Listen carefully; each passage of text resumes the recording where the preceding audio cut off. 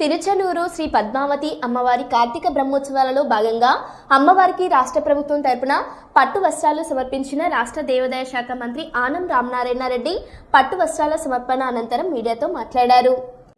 ఈ యొక్క కార్యక్రమాల్లో ప్రతి ఒక్కరం భాగస్వాములు అవ్వాలని చెప్పి గౌరవ ముఖ్యమంత్రి గారు ఇచ్చే సూచనలను ఎప్పటికప్పుడు పాటిస్తూ ఉన్నాం. ముఖ్యంగా ఈరోజు కార్తీక సోమవారం, చివరి సోమవారం. ఈ కార్తీక మాసంలో అనేక ఆలయాల్లో వాళ్ళ దేదీప్యమానంగా కార్తీక దీపాలు వెలిగించడం జరిగింది. ఈ కార్తీక దీపాల వెలుగులో ఆంధ్రప్రదేశ్ రాష్ట్రం వెలుగులీనుతుంది అనేటువంటి దానిలో ఇవాళ అందరం కూడా చాలా సంతోషంగా ఉన్నాం. అందుకనే ఇటీవల ముఖ్యమంత్రి గారు ఈ రాష్ట్రాన్ని ఆధ్యాత్మిక ఆంధ్రప్రదేశ్గా, మన ప్రాంతాలు ఈ నగరాలన్నీ ఆధ్యాత్మిక నగరాలుగా అరడి వెళ్ళాలని వారు ఇచ్చే సూచనల్ని పాటిస్తూ వస్తున్నారు.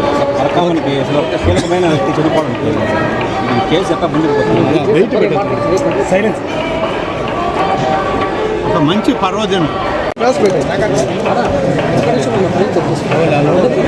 తిరుచానూరు పద్మావతి అమ్మవారి యొక్క బ్రహ్మోత్సవాల్లో రాష్ట్ర ప్రభుత్వం తరఫున, గౌరవ ముఖ్యమంత్రి చంద్రబాబు నాయుడు గారి తరఫున పట్టు వస్త్రాలను సమర్పించేటువంటి మహద్భాగ్యం ఇవాళ నాకు కలిగింది.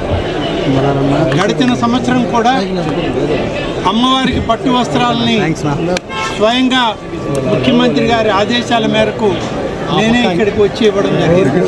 ఇది రెండవసారి ఈ అవకాశం. స్థానిక శాసనసభ్యులు నాని గారు, అలాగే సూలూరుపేట శాసనసభ్యులు, తిరుమల తిరుపతి దేవస్థానం యొక్క అధికార యంత్రాంగం అందరితోటి ఈరోజు ఈ మహత్ కార్యంలో పాల్గొనడానికి రావడం జరిగింది. తిరుచానూరు కార్తీక బ్రహ్మోత్సవాలు దాదాపు ఈ మాసం 17వ తారీఖు నుంచి మొదలై 25వ తారీఖు వరకు జరిగే ఈ కార్యక్రమంలో ఈరోజు పట్టు వస్త్రాలను ప్రభుత్వం తరఫున ఇవ్వడం, అదేవిధంగా ఇక్కడ జరిగేటువంటి ఈ కార్యక్రమంలో వచ్చేటువంటి భక్తులు, అలాగే జన రద్దీ, వీటన్నిటికీ తగ్గట్టుగా తిరుమల తిరుపతి దేవస్థానం తరఫున ఈ యొక్క అధికార యంత్రాంగం, జిల్లా అధికారులు, స్థానిక శాసనసభ్యులతో సమన్వయం చేసుకొని అన్ని ఏర్పాట్లు కూడా ఇప్పటికే పెద్ద ఎత్తున చేయడం జరిగింది. దాదాపు పంచమి తీర్థం రోజున 50,000 మంది పైన జనం వస్తారని ఇప్పటికే అంచనాలు ఉన్నాయి. కానీ ఒక విషయం మాత్రం మీడియా ద్వారా ఈరోజు చెప్పాల్సినటువంటి అవసరం ఉంది. ముఖ్యంగా కూటమి ప్రభుత్వం, ముఖ్యమంత్రిగా చంద్రబాబు నాయుడు గారు అధికారంలోకి వచ్చాక అన్ని ఆలయాల్లో కూడా భక్తులు రావడం పెరిగింది. అపారమైనటువంటి జన సందోహం ఇవాళ ఆలయాలకు వస్తున్నారు. భక్తి ప్రపత్తులతో అమ్మవార్లని, స్వామివార్లని వాళ్ళు పూజిస్తూ వస్తూ ఉన్నారు. ఇప్పటికే దాదాపు 30-40% ఆలయాల్లో ఈ యొక్క భక్తుల రద్దీ పెరిగింది అని చెప్పడానికి ఎటువంటి ఇబ్బంది లేదు. ఆ విధంగా అన్ని ఏర్పాట్లు కూడా మేము కూడా అన్ని ఆలయాల్లో పెంచి చేస్తూ వస్తూ ఉన్నాం. ఇవాళ ముఖ్యమంత్రి గారి ఆదేశాలతో టీటీడీ ఆలయాలు, అలాగే ప్రధాన ఆలయాలు ఈ రాష్ట్రాల్లో ఉన్నటువంటి ఆదాయ వనరులు ఏర్పడినటువంటి రాష్ట్రాల్లో ఉన్న ఆలయాలన్నింటిలో కూడా అన్నప్రసాద వితరణ చేయాలి అని చెప్పి ముఖ్యమంత్రి గారు ఆదేశాలు ఇచ్చారు. ఇప్పటికే మేము అన్ని ఆలయాల్లో అన్నప్రసాద వితరణ ప్రారంభించాం, పనులు జరుగుతూ ఉన్నాయి.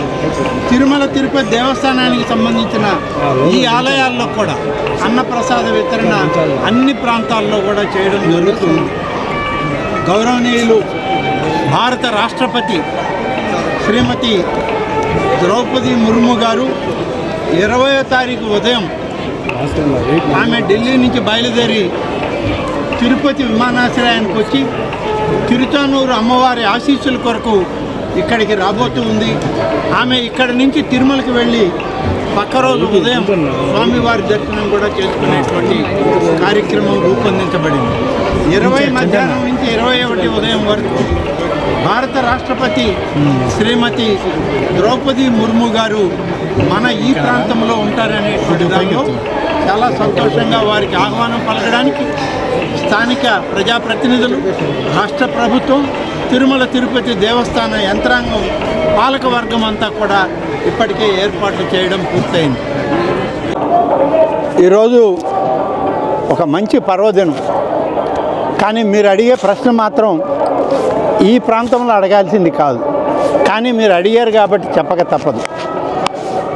దేవాదాయ శాఖ తిరుమల తిరుపతి దేవస్థానం నుంచి దాదాపుగా 1.5 సంవత్సరం నుంచి మాకు ఒక 2 సమస్యలు ఎప్పుడూ సమస్యలుగానే ఎదురవుతూ ఉన్నాయి.